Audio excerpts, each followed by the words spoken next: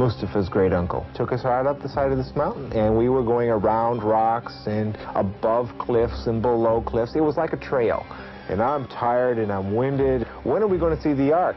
And then all of a sudden you look down and here's this huge, awesome ship sitting below you in this fog. You know, it's almost like you picture a dream. And there it is.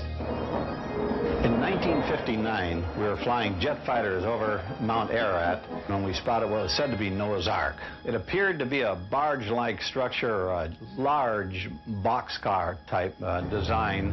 It definitely appeared to be man-made. High on a mountaintop in eastern Turkey, hidden beneath an icy glacier, is an important link to our distant past. Reports say it's a 5,000-year-old wooden ship with stalls and cages on board.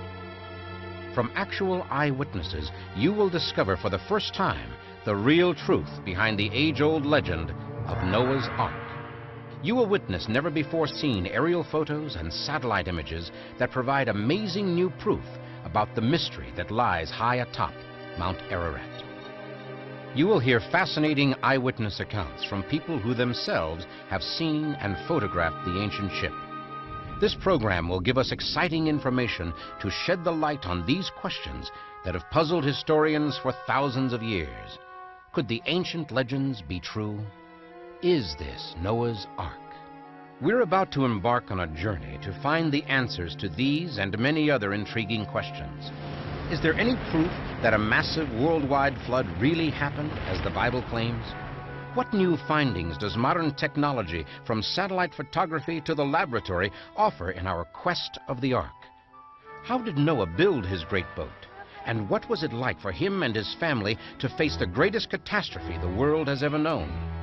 Who are these people who say they have actually seen the Ark of Noah? What photographic evidence or other proof do they have to back up their claims? Stay with us for a front row seat to the amazing first-hand discovery of the fabled Noah's Ark. Our search for the Ark of Noah is not meant to be a religious mission. Above all, this is an archaeological quest to determine if this ancient mystery is truth or fable. Ultimately, our quest is to find the Ark itself. Just what would it mean to us all to actually find the Ark and solve this great mystery? The discovery of Noah's Ark, in my estimation, would prove conclusively the authenticity of the Genesis account of a worldwide flood.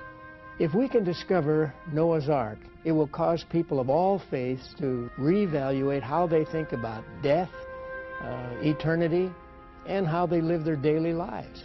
As the late editor of the National Geographic said here in Washington several years ago about the discovery of Noah's Ark, it will be the greatest archaeological find in human history and the greatest event since the resurrection of Christ, and will alter all the currents of scientific thought. The Ark is probably the best known and most debated religious artifact in the world. Ark researchers and scholars have raised many serious and controversial questions. Were thousands of animals actually taken on board an immense boat to survive a devastating flood? How could one boat, even an immense one, shelter all the species of the animals in the world today?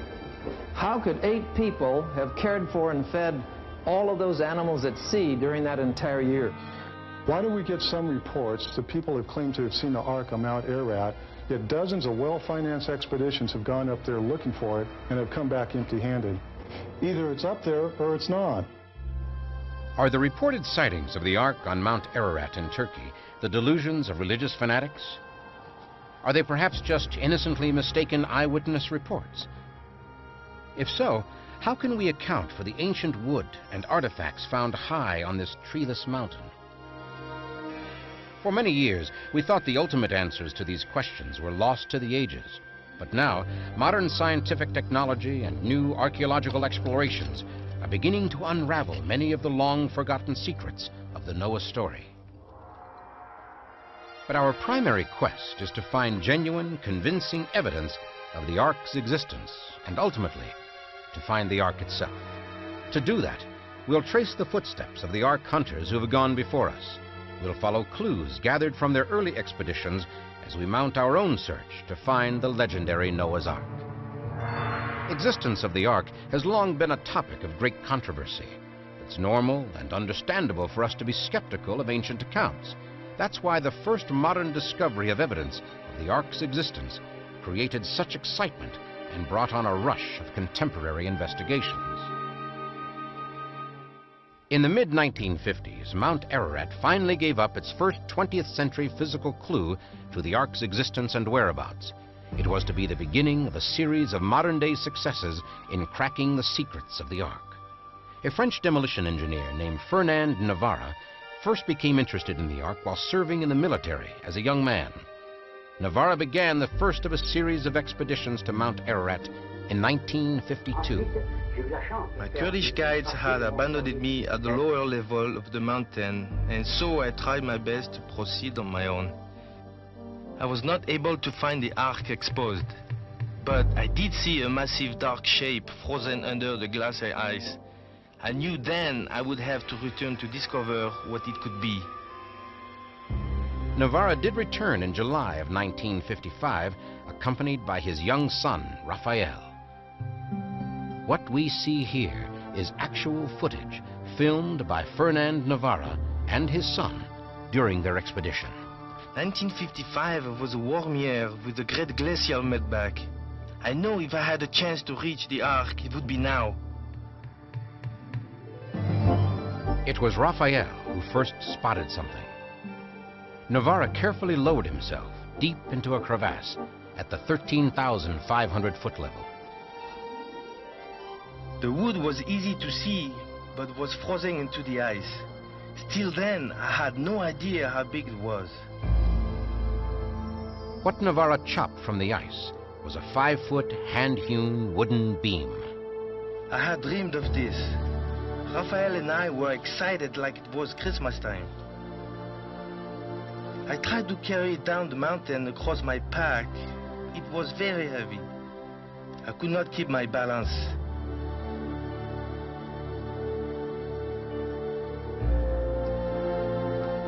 We felt so bad that I had to cut the wood, but later I would have to cut it again to send out sample for testing.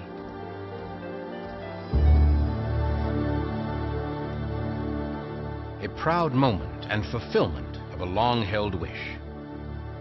But was this actually wood from Noah's Ark? It was determined that the type of wood Navarre found does not grow near Mount Ararat. As a matter of fact, there's not a forest within 300 miles of the mountain. Navarre himself had the hand-hewn wood that he had found tested in 3 different laboratories. Now he was told that its age was about 5,000 years, clearly in line with the biblical account of the flood. The scientific tests proved beyond question that something very old, something very mysterious, was definitely on Mount Ararat. Fernand Navarre's exciting discovery had opened the door to a new generation of Ark hunters. Much of what we commonly know about the story of Noah comes from the book of Genesis in the Bible. Our investigation of the mysteries surrounding Noah's Ark shall begin with a simple question. Why would God destroy the world and nearly every person and every animal in it? The answer, according to the Bible, is that God saw great wickedness within his earthly creation. The Bible says God decided to destroy the things of the world because man was living in corruption. Whatever other sins that ancient man was guilty of, the archaeological records demonstrate he was an incredibly violent species. Well, certainly violence has always been a part of man's ways. Most ancient Greek and Hebrew writings indicate there was a great deal of corruption and brutality among the people of the earth. There were many murders, and human life was cheap indeed.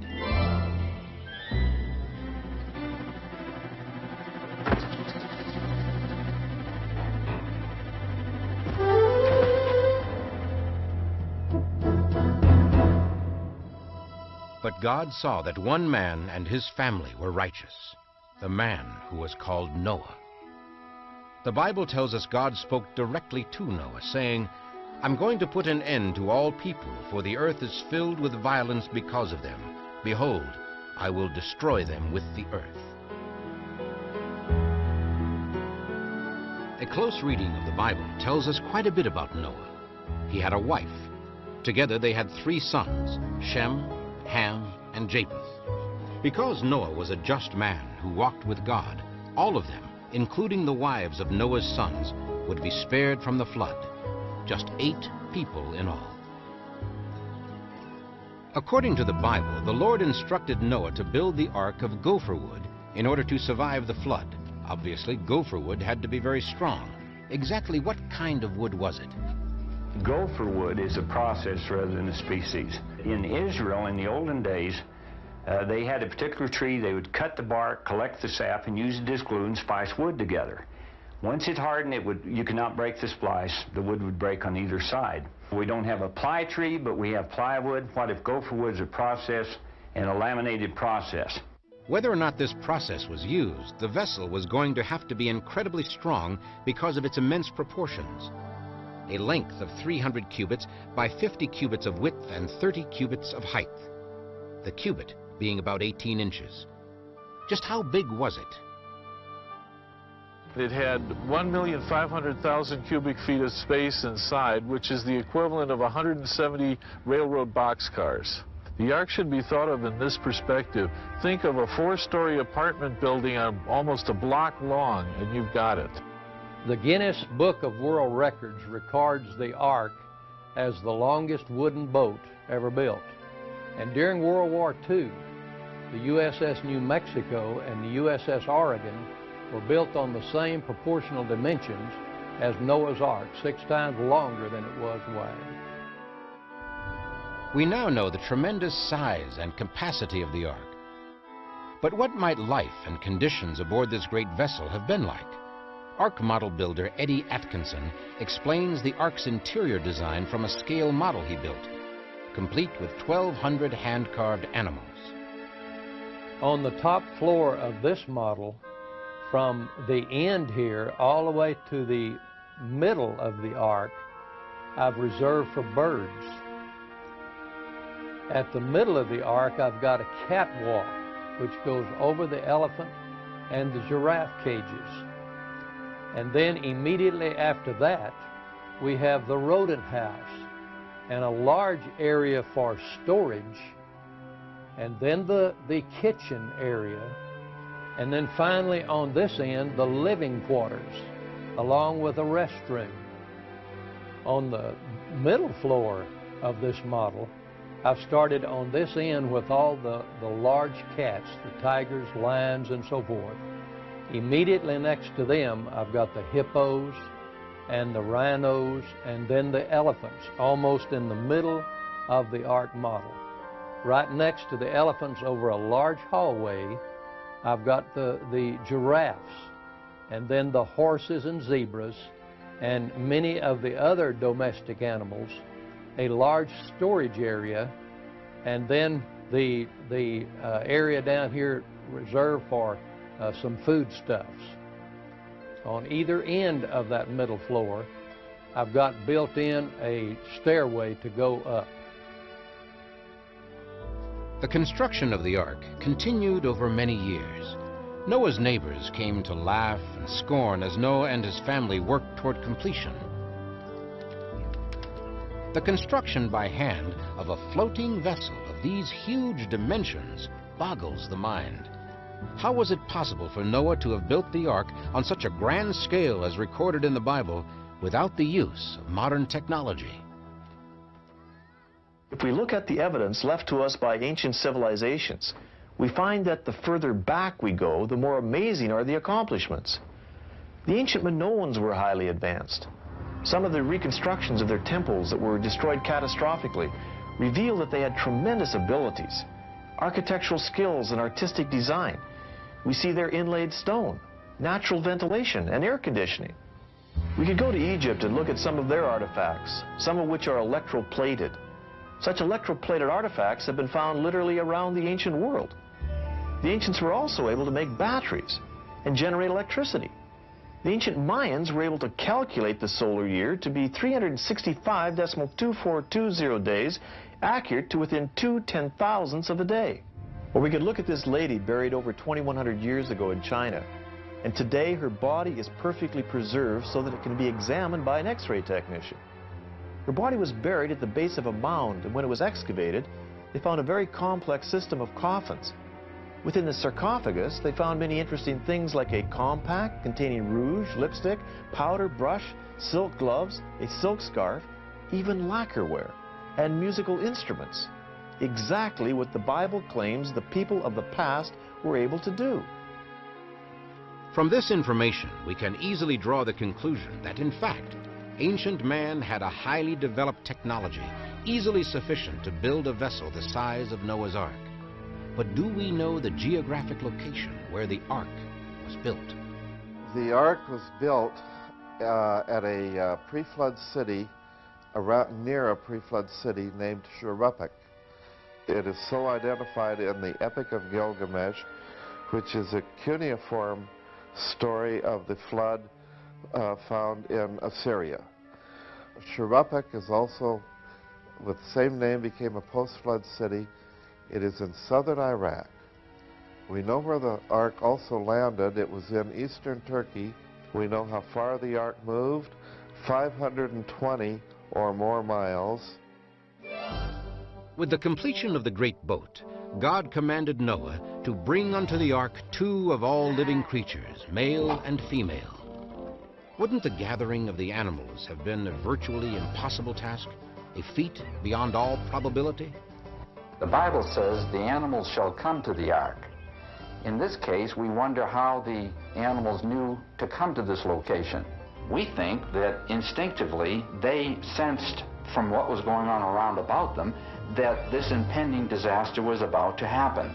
And as a result, they were led or even driven to seek a place of safety. Hence, the animals came to the ark. Many times we see that there are such large-scale disasters as hurricanes or earthquakes or even large local storms will cause animals to respond in such a way. They either flee the local scene and they run to a place of safety. We think that this is perhaps the motivating force for bringing these animals to the ark itself. Even with the enormous size of Noah's floating vessel, many serious questions arise that clearly challenge the credibility of the entire Ark story. The question I would ask is quite simple. How could 2 of every living animal be brought aboard any vessel? The sheer numbers and weight would overwhelm a fleet of arks. I don't believe we can take the story of the ark literally. Actually, the biblical record does not say that every species of animal in the world was in the ark. Many kinds were in the ocean, whales and marine creatures of various types, and of course, the major insect varieties in the world were not included either. From studies that I and others have done, we estimate there could have been from 2,500 to 20,000 different kinds of animals taken aboard Noah's Ark. Each family of creatures on the earth today have a single pair of ancestors. For example, even though there are over 300 varieties of dogs in the world today due to selective breeding, they have a single common ancestor. Considering the number of kinds of animals required to be put aboard the ark, there would have been ample room to load the ancestors of all the species we know today, with room left over for Noah's family, food, and supplies. The long task of gathering the animals into the ark was nearing completion. Go into the ark, you and your whole family, God told Noah, because I have found you righteous in this generation. Those who came to witness the spectacle considered it nothing but folly. God's vow echoed for Noah. In 7 days, he would send down rains from the heavens and wipe from the face of the earth every living creature he had made. With many regrets and no real alternatives, Noah reluctantly closed the door to the great ark, and the Bible tells us that God shut them in. The people continued to mock Noah, unaware of the devastation and death that lie ahead.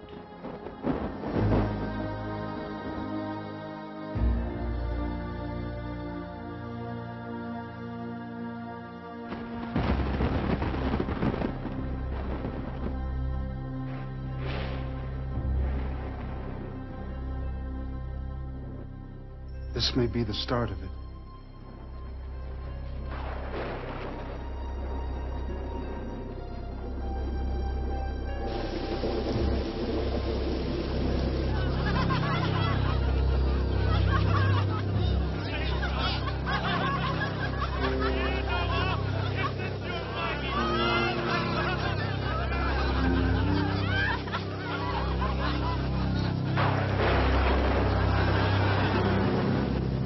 The downpour was far beyond anything they could have imagined.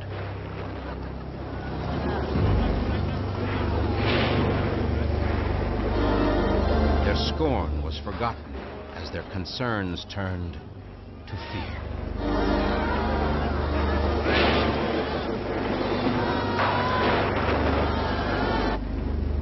Even among the 8 on board, uncertainty was growing.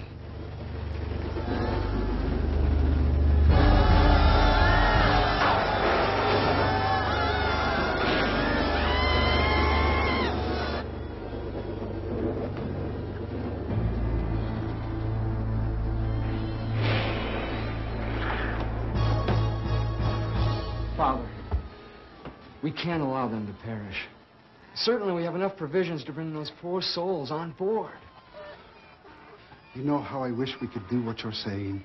But there's some bigger purpose, some bigger plan we're all part of. It's not in our hands to change that.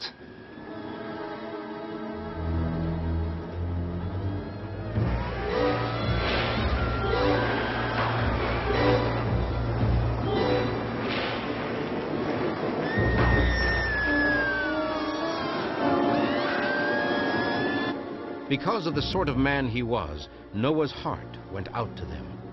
But he knew that he had no choice but to follow God's commands.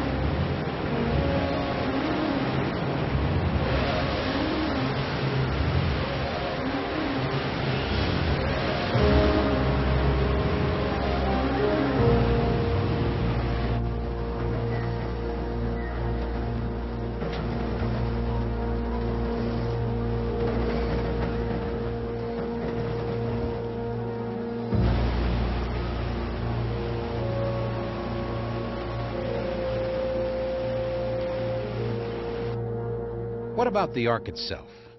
What was it designed to do during the flood? Was it capable of carrying out its assigned life-saving tasks? Could a seagoing vessel built to the ark's specifications endure a 40-day-long cloudburst and survive in a violent storm-tossed sea for months on end? Would the ark be sound and stable in the water? Some scholars completely reject the idea that a wooden boat the size of Noah's Ark would be at all seaworthy.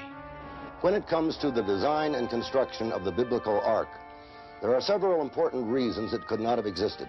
First, the technology needed simply did not exist. Second, any modern vessel today would have certainly foundered in far less weather conditions than the biblical deluge. It is highly unlikely Noah's wooden ark would have survived more than a few hours under such conditions. To examine this issue ourselves, we took a model of the ark to a marine laboratory to see how it would handle waves and other hydraulic stresses when subjected to the irregular waves generally found on the ocean. The ark was deemed not only seaworthy, but exceptionally stable. Then the test tank duplicated waves equivalent to 200-foot tidal waves. Again, the ark was not only seaworthy, but extraordinarily stable. You can show that the balance between the buoyant force and the gravitational force and the wave force and so on would be such that the ark would right itself if it were tilted anywhere up to 90 degrees, anywhere from 0 to 90 degrees, in other words. The righting effect would be such that it would just come right back up again. It'd be practically impossible to capsize. So it appears the ark was indeed a highly reliable seagoing vessel. It's all the more remarkable for one simple fact. No larger ship was built on Earth for over 4,000 years. We have examined what the Bible tells us about the building of Noah's Ark. We have established that the technology did exist 5,000 years ago to build a boat that could transport 2 of each species of land animal, and that such a vessel could have well survived the gigantic waves of a worldwide flood. We have heard the voices of eyewitnesses who claim to have seen the ark from the air and from the ground. Wood brought down from over 13,000 feet high on the treeless Mount Ararat has been determined by scientists to be 5,000 years old. All this mass of evidence supports the biblical account and seems to confirm that Noah actually did build an ark on which he, his family, and a pair of each of the earth's animals survived a catastrophic flood. But this story is much more than a question of whether Noah's ark existed. It is the story of a faithful man who took God at his word and as a result accomplished a gargantuan task in the face of incredible adversity. Noah endured years of hard work and ridicule to be true to what God asked him to do. Today, we sometimes face ridicule and hardship when we attempt to faithfully follow God. Do we consistently stand up for what is right, as Noah did? Or do we too easily conform to the self-centered culture around us? Something to think about.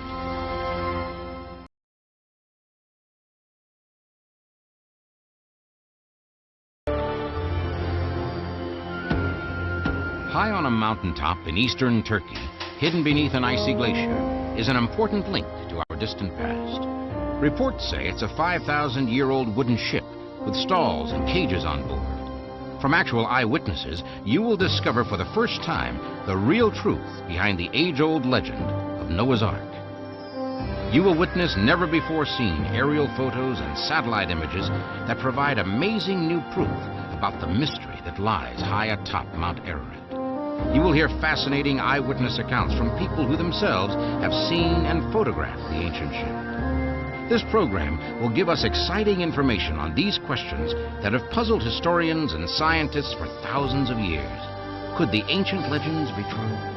Is this Noah's Ark? Has Noah's Ark actually been found high atop Mount Ararat, buried beneath the ice and snow? The Ark is probably the best known and most debated religious artifact in the world. Ark researchers and scholars have raised many serious and controversial questions. Why do we get some reports that people have claimed to have seen the Ark on Mount Ararat, yet dozens of well-financed expeditions have gone up there looking for it and have come back empty-handed? Either it's up there or it's not. Are the reported sightings of the Ark on Mount Ararat in Turkey the delusions of religious fanatics? Are they perhaps just innocently mistaken eyewitness reports? If so, how can we account for the ancient wood and artifacts found high on this treeless mountain? For many years, we thought the ultimate answers to these questions were lost to the ages. But now, modern scientific technology and new archaeological explorations are beginning to unravel many of the long-forgotten secrets of the Noah story. Our continuing quest for Noah's Ark centers on this totally treeless volcanic peak which borders on Iran and the former Soviet Empire. Mount Ararat rises to nearly 17,000 feet, covering 24 square miles. For a personal perspective of this forbidding mountain and its endless challenges, we visited with Dr. John Morris, a geology professor who has led 15 expeditions to Mount Ararat. I've climbed mountains all over the world, but Mount Ararat is, I guess, it's brutal. It's just the worst I've ever climbed. Actually, from the south side, when you look at the mountain, it looks like a nice volcanic cone, but then on the opposite side, there's this incredible canyon called the Ohora Gorge. It's about 1.5 times the height of the Grand Canyon. There are vertical rock walls. I'm convinced they're unclimbable. It's covered with an ice cap year-round, and that ice cap is always eroding these volcanic layers, producing avalanches down below as it erodes along. Every afternoon there's a storm up on the mountain, and the winds sometimes are over 100 miles an hour. But neither the ominous legends nor the lethal hazards of the climb have ever detoured the thousands of determined answer seekers. They have been challenging the mountain for hundreds of years. We know that the Chaldean high priest and historian Berosus visited the site about 475 BC, where he wrote considerably of the phenomena he witnessed, stating that it was quite easy to discern the ark in its resting place high up on the glacier. Hieronymus, the Egyptian historian of 30 BC, who authored an Ancient History of Phoenicia, mentions the ark's existence on Mount Ararat. Also in the same period, Nicolaus of Damascus, the biographer of Herod the Great, told of the ark's landing near the summit of Ararat and reported that timbers were still there. Many celebrated men of antiquity made journeys to the awesome mountain. In 1269 AD, renowned explorer Marco Polo wrote in his book, The Travels, that Noah's Ark rests high in the snowy reaches of Mount Ararat. There is plenty of ancient historical evidence spanning nearly 2,000 years that the Ark is on Mount Ararat. These sightings, recorded by prominent historians of the time, along with eyewitness accounts, add significant credibility to the survival of the Ark on Mount Ararat. By the mid-19th century, global communications helped to shrink the world significantly. This brought Western civilization more information, along with speculation and rumor about reported sightings of Noah's Ark. In 1829, a Russian-born German physician named Friedrich Perot was the first Western explorer on record to scale Mount Ararat. Prior to the climb, Perot visited the Armenian cathedral at Etchmiadzin in Soviet Armenia. There he viewed the cross, which was claimed to be carved of wood brought down from Noah's Ark in 318 AD. Perot wrote that the carving measured 12 inches high, 9 inches across, and was brownish in color. From Etchmiadzin, Perot climbed to the 7,000-foot level of the mountain, where he reached Ahora village. This is where the St. Jacob Monastery was located. There he saw ancient manuscripts and relics from the Ark. In June 1840, 11 years after Perot's expedition, Mount Ararat suffered a tremendous earthquake.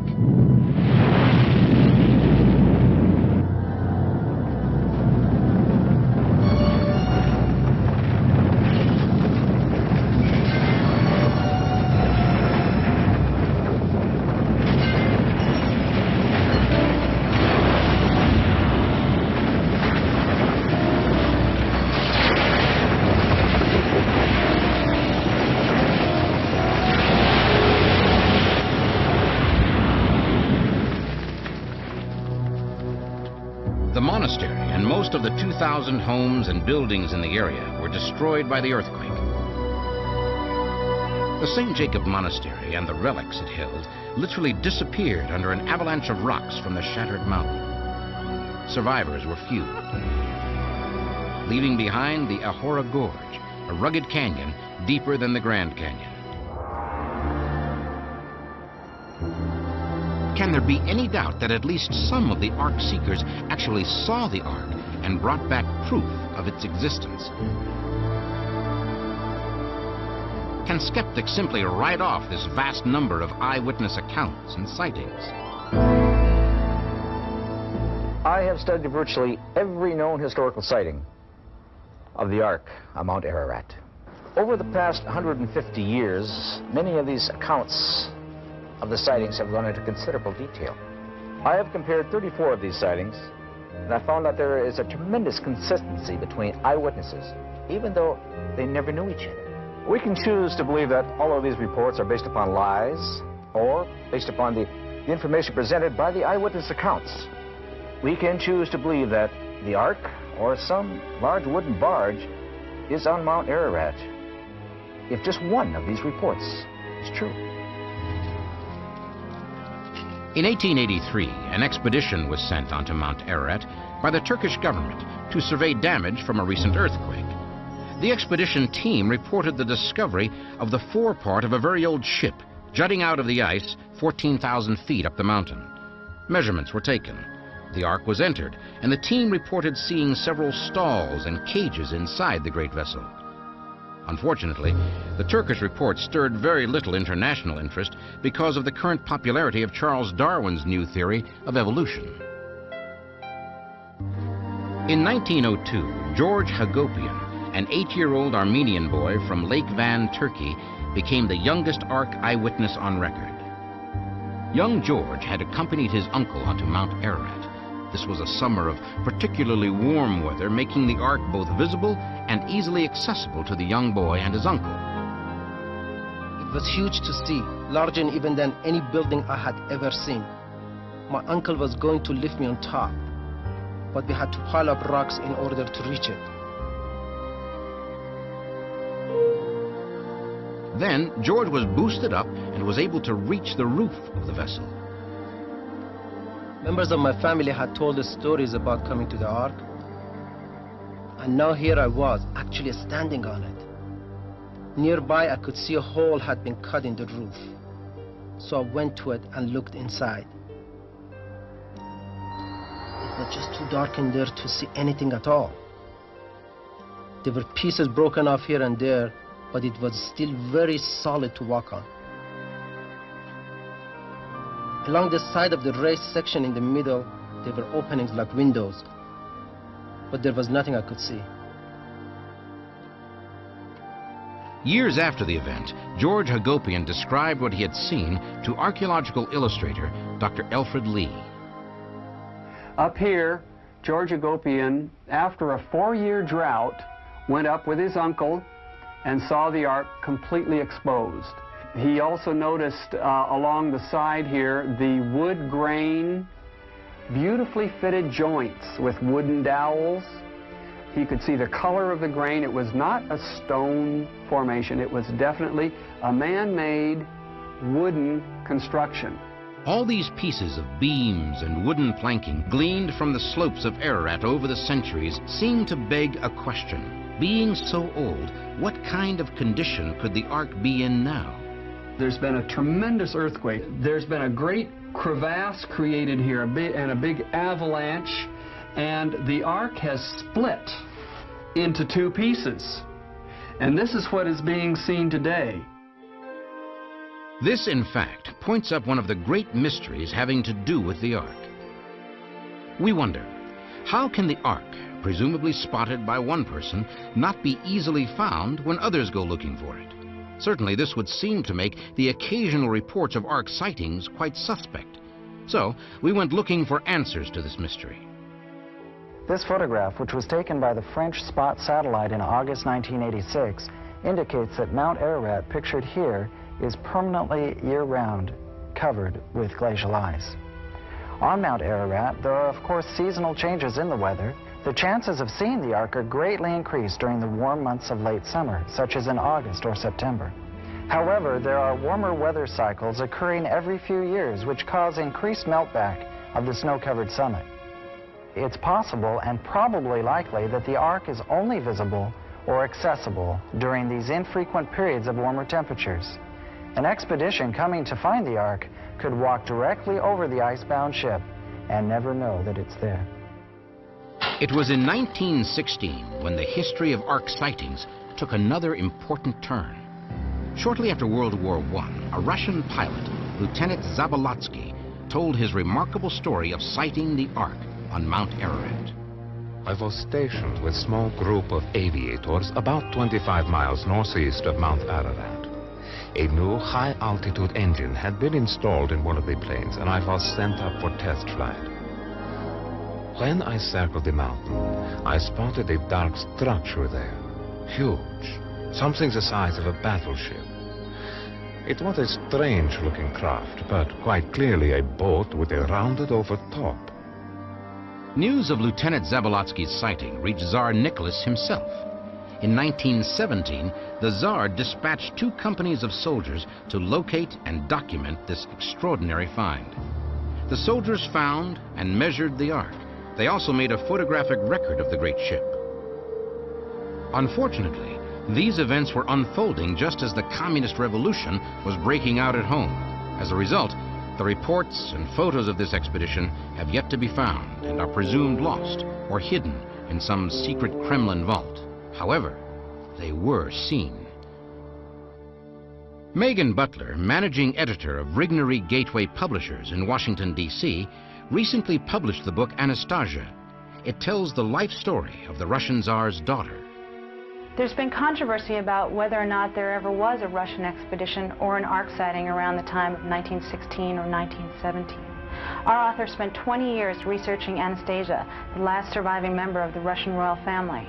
During one of his personal conversations with her, he was shocked when she started talking about an expedition which her father, the Tsar, had commissioned to go to Mount Ararat and measure and photograph Noah's Ark. She told him she'd actually seen the photographs and the report from the expedition. She also told him she'd worn a cross made from the wood of Noah's Ark. During World War II, Allied pilots flew many missions in the vicinity of Mount Ararat. I was in North Africa, stationed with the Signal Installation Battalion doing work for the Army Air Force. A flyer, a good friend of mine, he and I decided to have a cup of coffee one evening. And while in the officers' mess, overheard the conversation of a couple of other officers concerning pictures they took when they were flying over Turkey and over Mount Ararat. And as I looked at the pictures, we become interested and started to look at them too. And some of them said, you know, these could be Noah's Ark. Let me tell you what I saw in these three pictures. First of all three pictures depicted an ice flow that came down over the boat in an angle of something like this. The ice came down. But in this part, as you look at it from the right side, there was an opening down here where it had been tore away. And I could see the various, about 1 and 2 layers here, and also a structure along the side here. There was no question in the minds of these flyers that this was Noah's Ark. And a similar picture was put in the Stars and Stripes in about 1944. But I'm convinced at this time that I was looking at Noah's Ark. No question in my mind, and the flyers felt the same way. The challenges of Mount Ararat, even for the professional climber, are formidable. The search for the Ark, in purely physical terms, can be both enormously difficult and highly dangerous.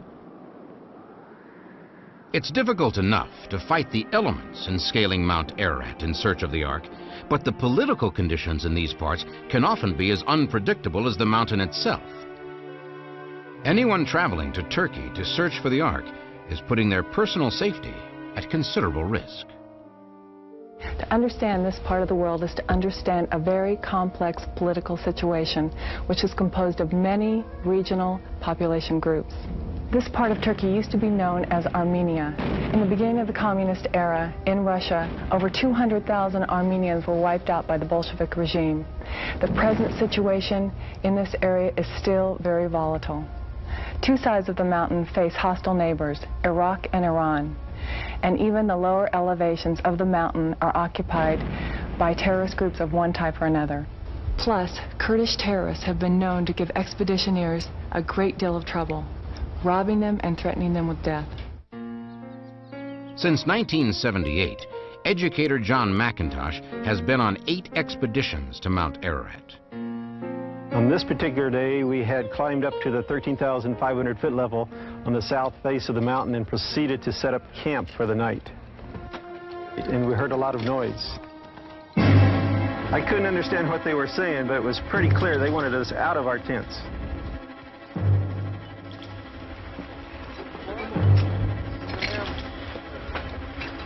The other people in our group were being ordered out, too. We didn't wait around for them to have to tell us twice. Needless to say, we were pretty happy to get out of there.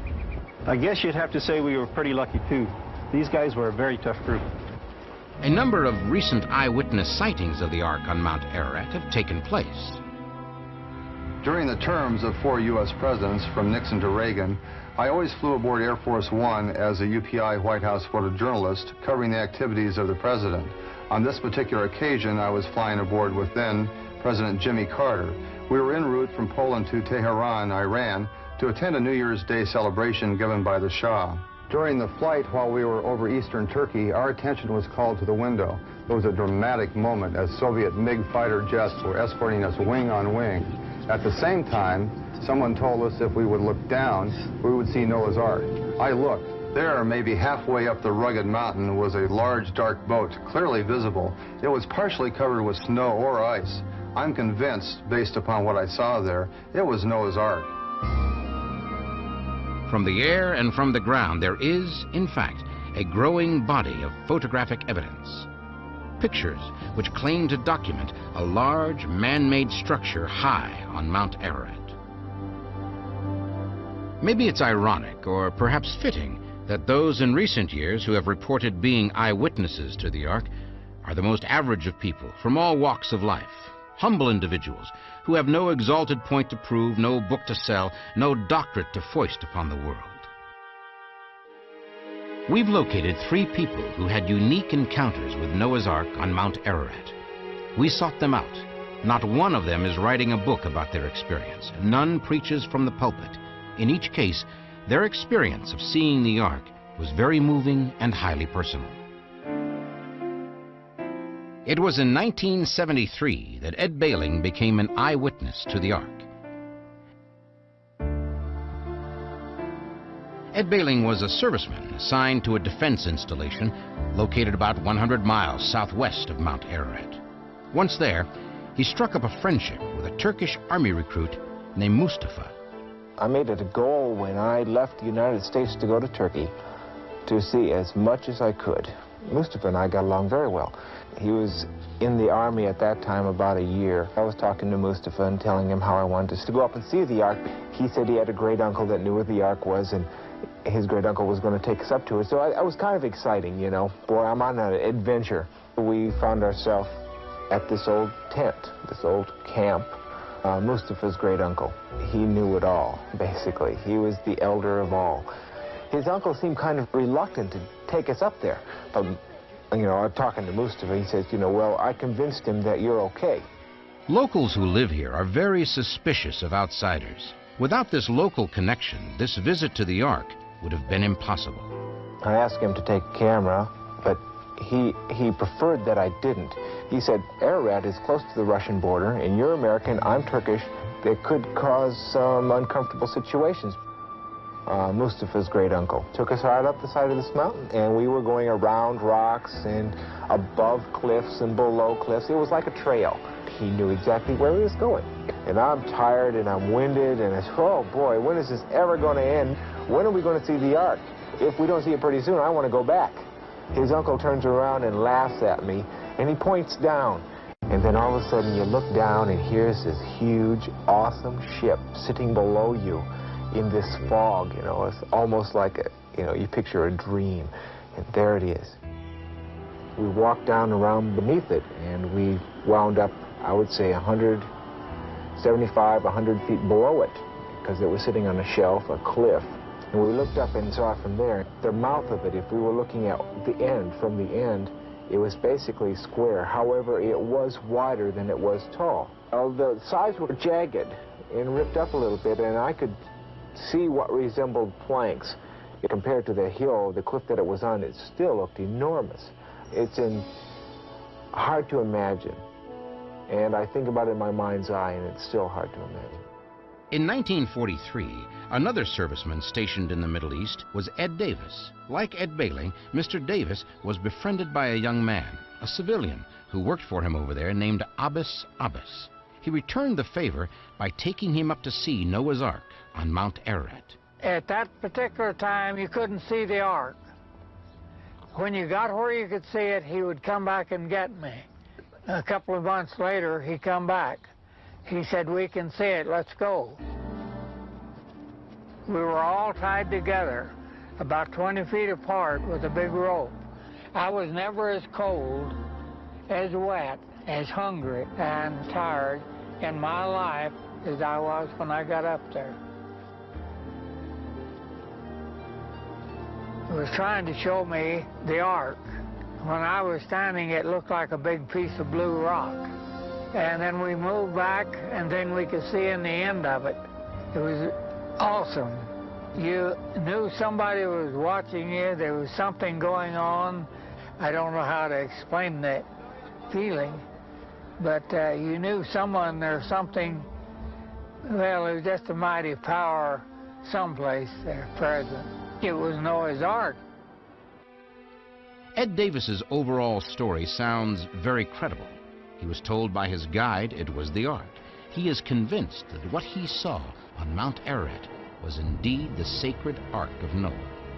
Still, in hearing a story like that of Ed Davis's, it's understandable to be skeptical of these kinds of claims.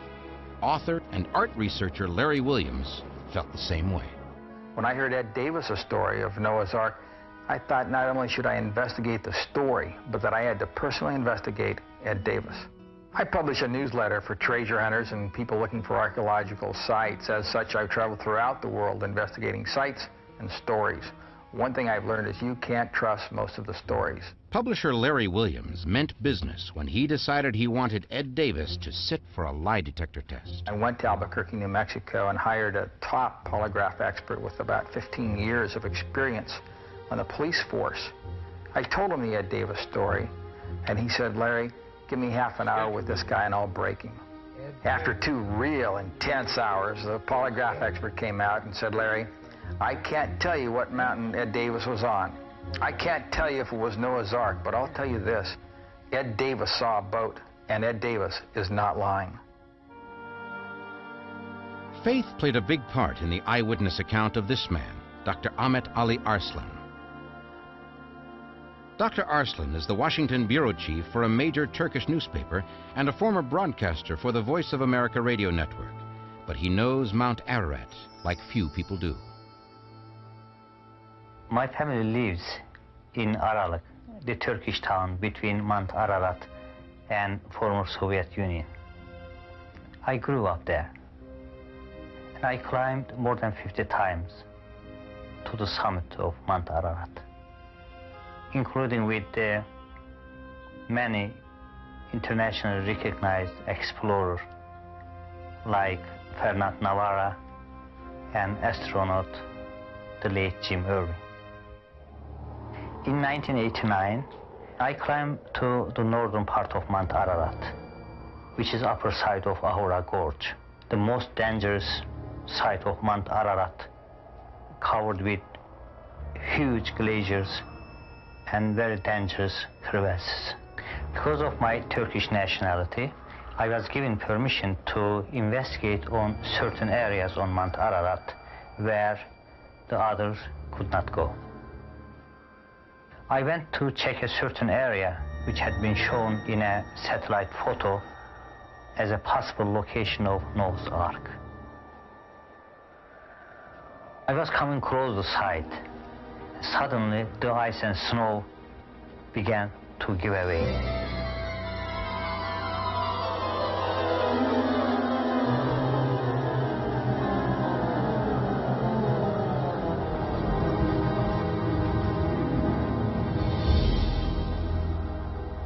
I ended sliding about 100 feet. It was fortunate that I didn't fall in the crevasses. Otherwise, I would be dead.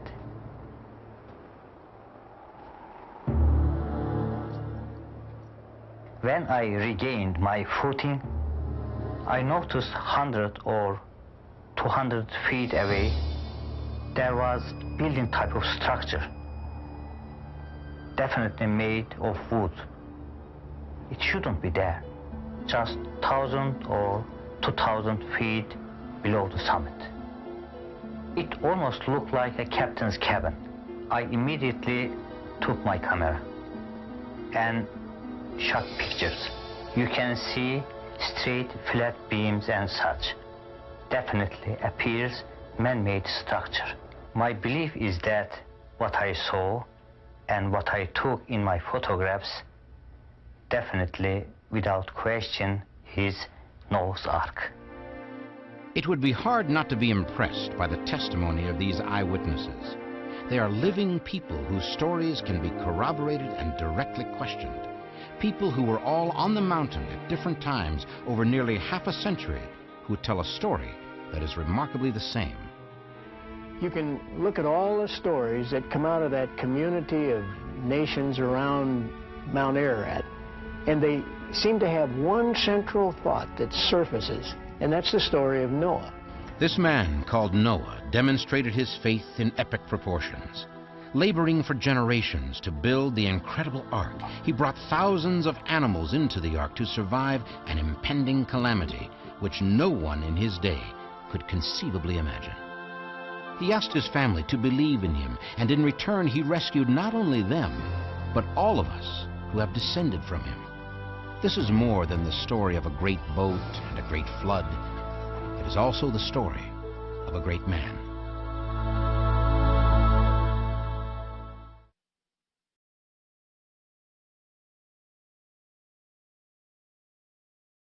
High on a mountaintop in eastern Turkey, hidden beneath an icy glacier, is an important link to our distant past. Reports say it's a 5,000-year-old wooden ship with stalls and cages on board. From actual eyewitnesses, you will discover for the first time the real truth behind the age-old legend of Noah's Ark. You will witness never-before-seen aerial photos and satellite images that provide amazing new proof about the mystery that lies high atop Mount Ararat. You will hear fascinating eyewitness accounts from people who themselves have seen and photographed the ancient ship. This program will give us exciting information to shed light on these questions that have puzzled historians and scientists for thousands of years. Could the ancient legends be true? Is this Noah's Ark? Was there a worldwide flood that covered the entire earth, as the Bible claims? And what would it have been like for Noah and his family to face the greatest catastrophe the world has ever known? Did a great worldwide deluge really occur?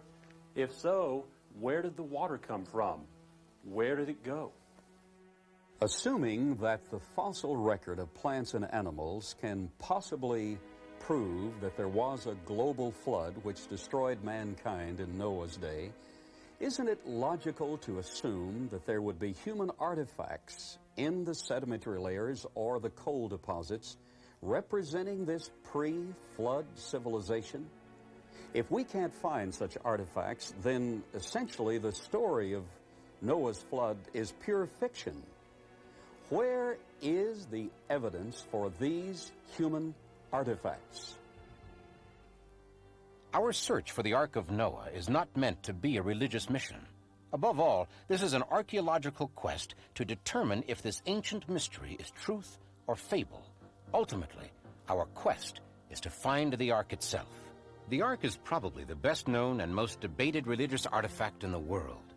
Ark researchers and scholars have raised many serious and controversial questions about its possible discovery.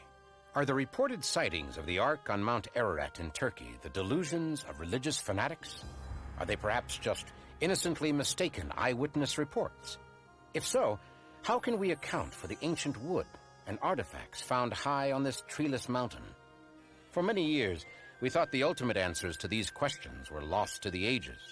But now, modern scientific technology and new archaeological explorations are beginning to unravel many of the long-forgotten secrets of the Noah story.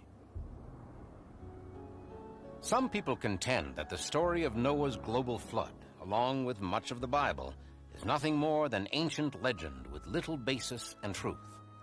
But when scientists and linguists have gone digging for facts, some surprising findings have turned up. Charles Berlitz, author of numerous books, including The Lost Ship of Noah, is a renowned linguist and has studied the Noah flood account in detail.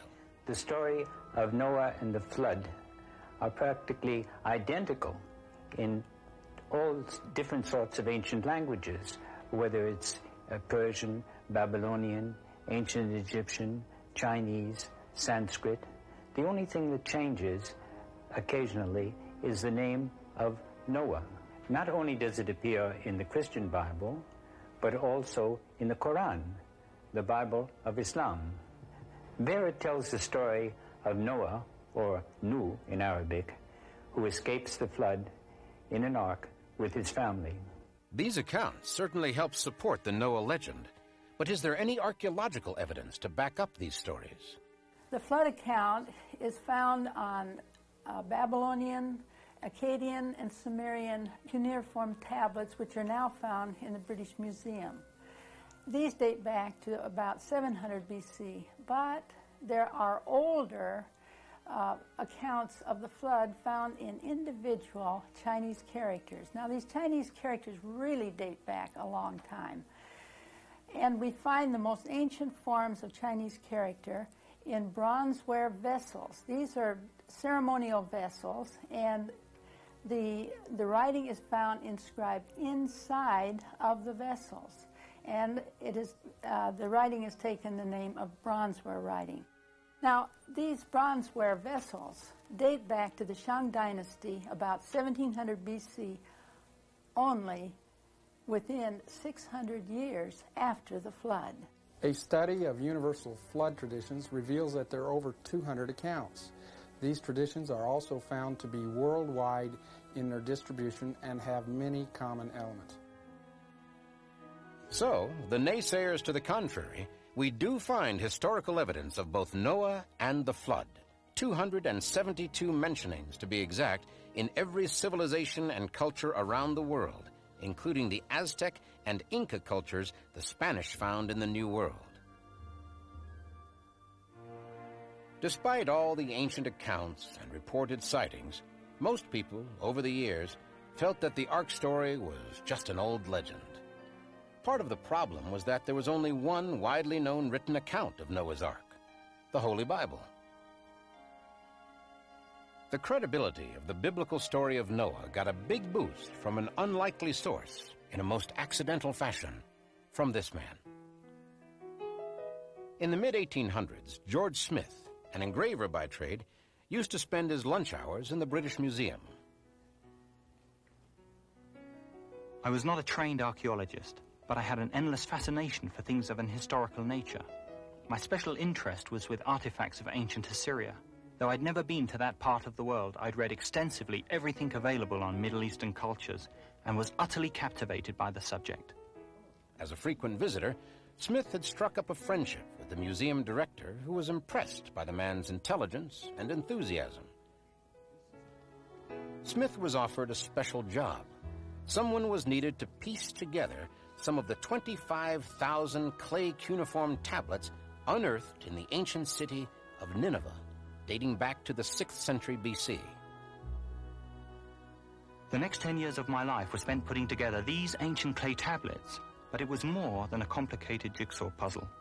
The inscriptions I translated from those tablets had a profound effect on the world of archaeology.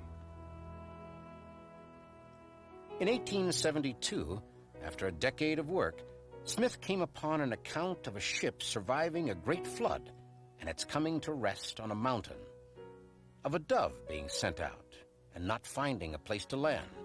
The story told on these tablets, known as the Gilgamesh epic, paralleled exactly the story of Noah in the Bible, suggesting the biblical account is far more than a fictional legend. George Smith's startling findings stirred great scientific curiosity and rekindled enormous public interest about the Ark and its possible discovery.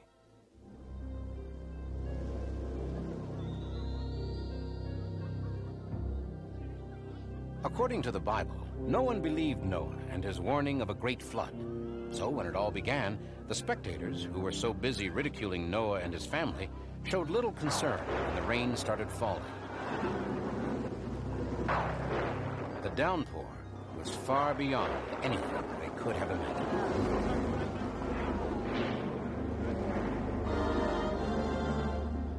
Their scorn was forgotten as their concern turned to fear.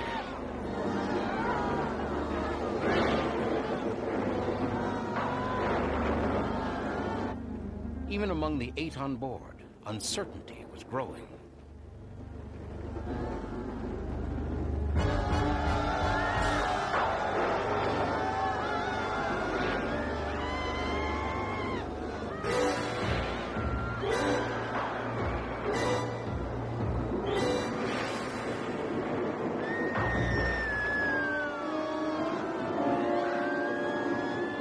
Because of the sort of man he was, Noah's heart went out to them. But he knew he had no choice but to follow God's commands.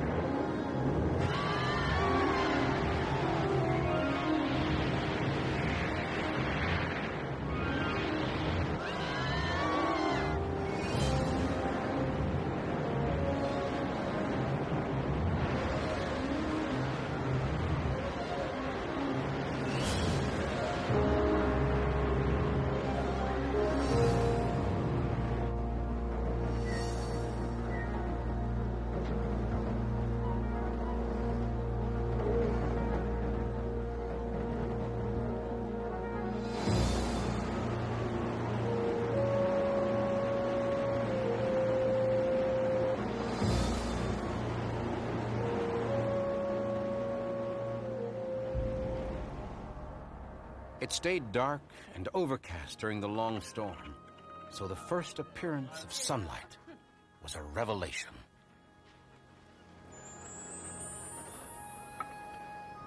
The sun! Everyone come quickly! Do you see? Sunlight. It's time to open the hatch.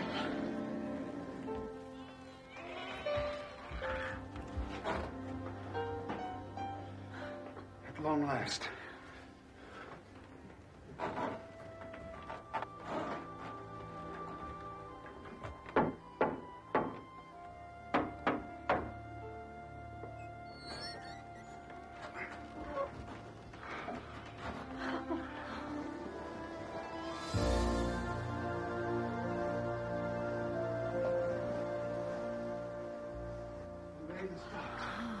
So can we leave the Ark soon?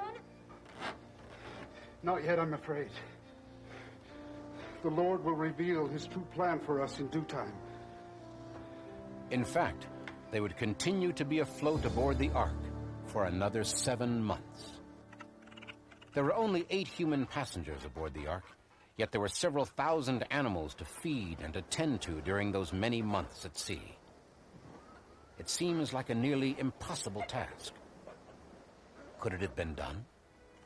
In the Ark, we would expect that there would be a lot of darkness, mainly due to the storm above.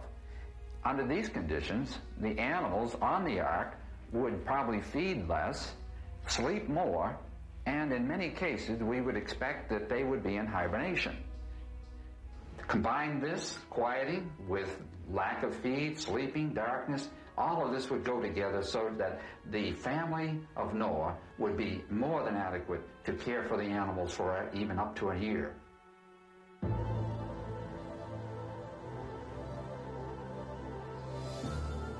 In Genesis, we read that the waters prevailed upwards, and all the high mountains under the entire heavens were covered.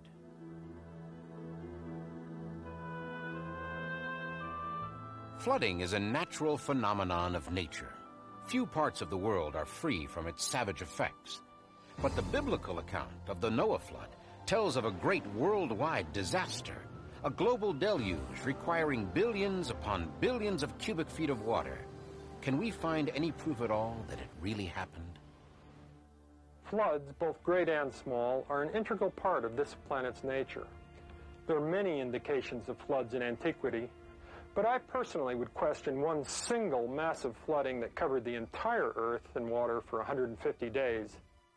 There's an extensive amount of evidence for a global universal flood catastrophe, and I see most of that evidence in the fossil record. Worldwide, fossils of animals and fish have been found buried in swimming positions suddenly and catastrophically, preserved in a moment of time. Among the most fascinating fossil finds which show animals in swimming positions include rhinos, hippos, and zebras buried in volcanic ash in Nebraska. And in Scotland, tons of fish have been found in positions of terror, fins extended and eyes bulging. Another fossil graveyard, this one in Geiseltal, Germany, shows a mixture of plants and insects from all climatic zones. When these kinds of fossils are found together, this is usually indicative of global flooding and rapid burial. In any global flood which destroyed all mankind, you'd certainly expect to find some artifacts from Noah's pre-flood civilization. So then, what does the fossil record show? Have any pre-flood human artifacts ever been found? The answer seems to be yes. This iron pot, now on display at an Arkansas museum, was found encased in a piece of coal at the Thomas, Oklahoma Municipal Electric Power Plant in 1912. I found this bell in a lump of coal when I was a young person firing a furnace in West Virginia. I dropped a large lump of coal, and when it broke, there was something sticking out of it. In the next few months, I abstracted this bell. The bell is approximately 7 inches, has a pagan god on top, and has an iron clapper, and the bell works very well. And over the period of time, we found out that it is made of both brass and bronze, plus arsenic, sodium, and antimony. which are not found in alloys that we have in the United States today. Historically, this pagan ceremonial bell is described very well by account in Genesis, found in 4:22, that says that Tubal-Cain was an artificer of brass and iron. And so this quite likely is a pre-flood civilization object and could have been carried over by Noah's flood into the coal. This ancient man-made hammer was originally found in June 1934 in central Texas near the Llano Uplift. I took this artifact to Battelle Lab in Columbus, Ohio, the same lab that analyzed the moonstones. The elemental analysis shows that it is 96.6% iron, 0.74% sulfur, and 2.6% chlorine. Physicists tell us that under atmospheric conditions today, you cannot compound chlorine with metallic iron, yet here it is. Research indications are that the pre-flood atmosphere is the only plausible explanation for the forging of this metallic composition. Due to the pre-flood conditions of Noah's day, this hammer was forged in the generation of Tubal-Cain and Noah and deposited in the worldwide flood of Noah's day. And what about Mount Ararat itself, where the Bible claims the ark went aground? If it had been submerged under the water, as the Bible says all mountaintops were, can we see any evidence that this actually happened? I've noticed two things in particular on Mount Ararat from a geologic point of view that indicates that this 17,000-foot volcanic mountain was once underwater. First is the occurrence high on Mount Ararat of what is called pillow lava. Pillow lava is a unique formation that occurs when molten lava emerges from the earth below water. This alone indicates that the mountain was at one time underwater.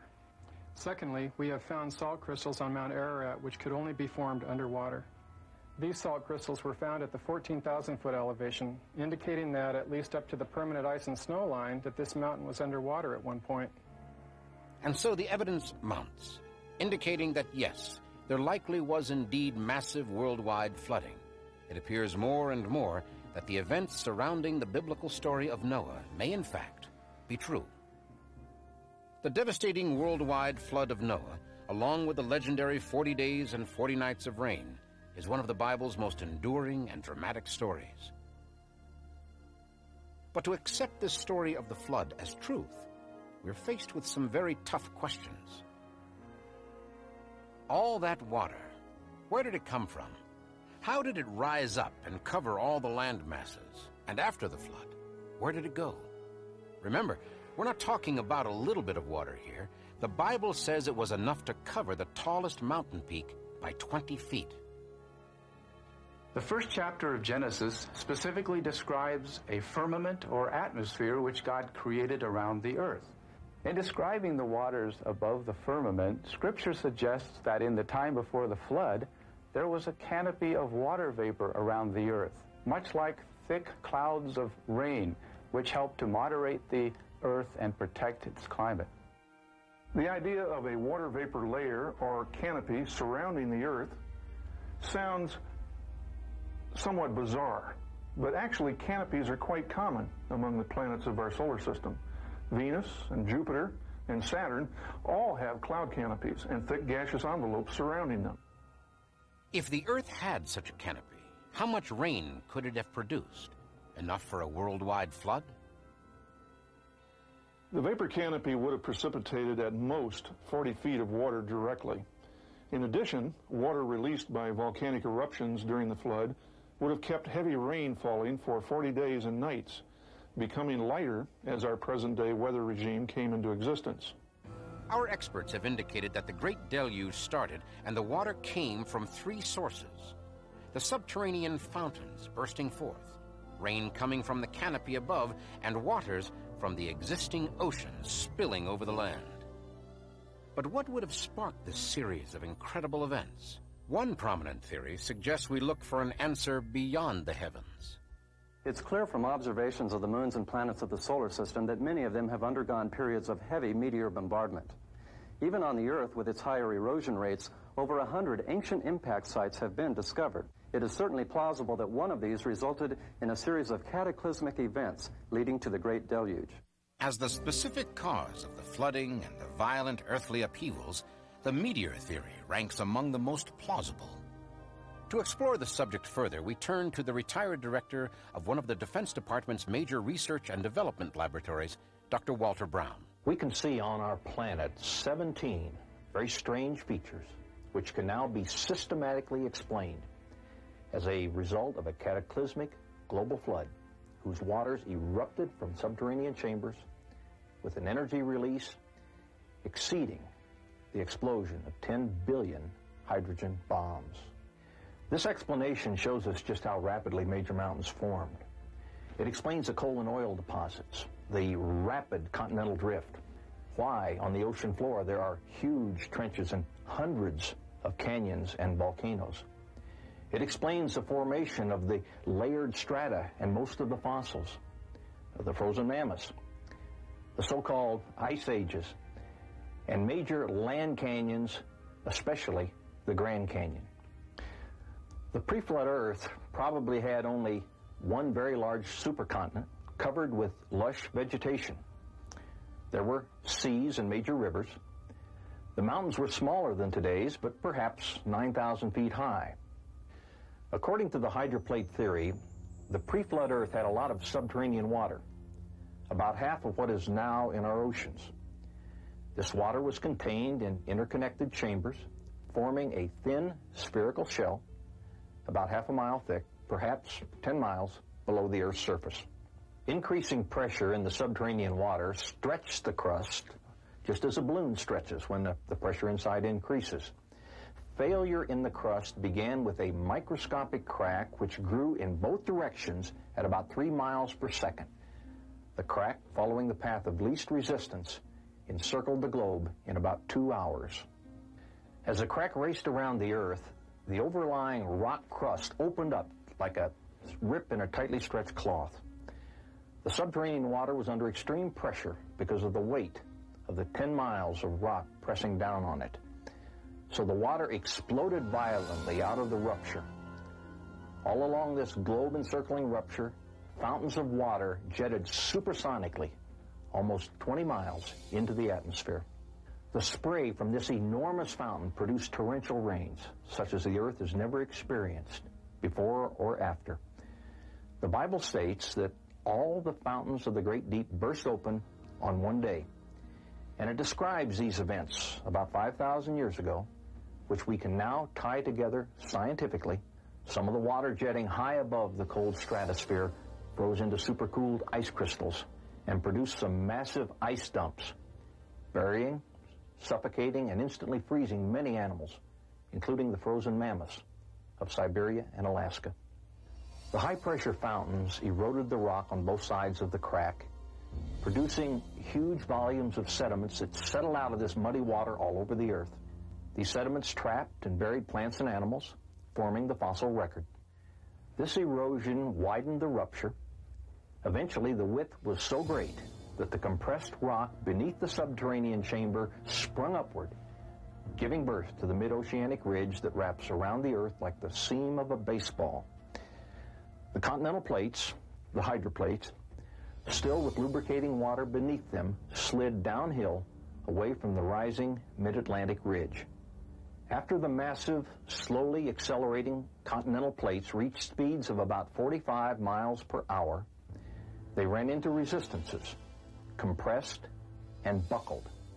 The portions of the hydroplate that buckled down formed ocean trenches. Those that buckled upward formed mountains. This is why the major mountain chains are parallel to the oceanic ridges from which they slid. The hydroplates, in sliding away from the oceanic ridges, opened up very deep ocean basins into which the floodwaters retreated. On the continents, each bowl-shaped depression or basin was naturally left brimful of water, producing many post-flood lakes. The demonstration you have just witnessed of a massive worldwide catastrophe in antiquity supports the biblical story of the deluge in every detail.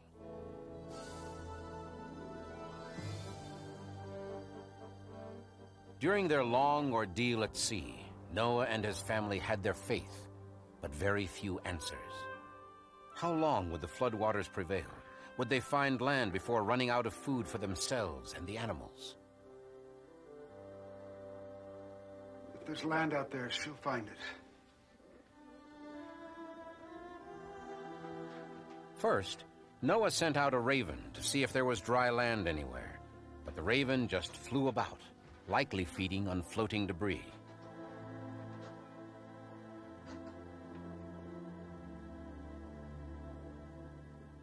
Noah then sent a dove from the ark to search for dry land, which may have surfaced above the floodwaters.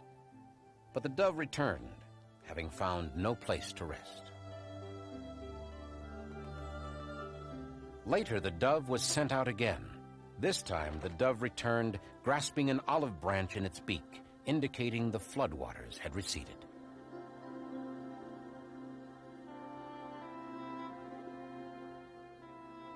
The ark was at sea for many long months, waiting for the storm to cease and the floodwaters to recede.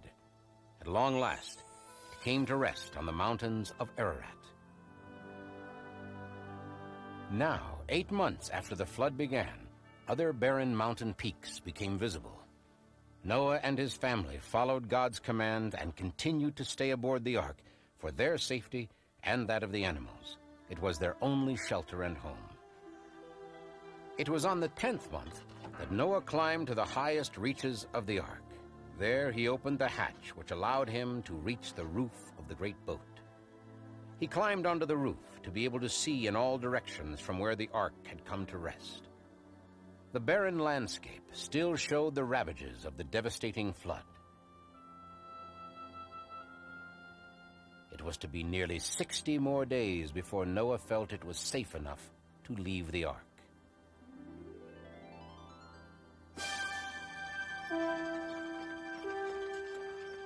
In all, Noah and his family were aboard the ark for 365 days.